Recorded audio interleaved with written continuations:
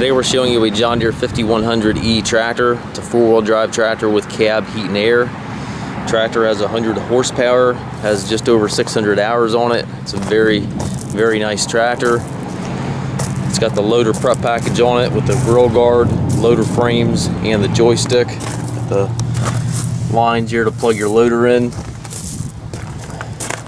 It's got radial tires all the way around it. Mirrors on both sides of the cab. Work lights in front and rear of the cab.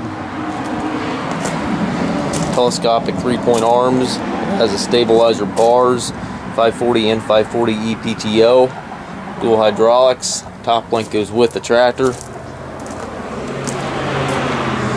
Beacon warning light on it. Toolbox here on the side. Inside the cab. Got a full suspension seat here for the operator. Tilt and telescopic steering wheel. It's very clean in here. Behind the seat you've got your 540/540E PTO selector. Tractor has a power reverser transmission which allows you to change direction without clutching.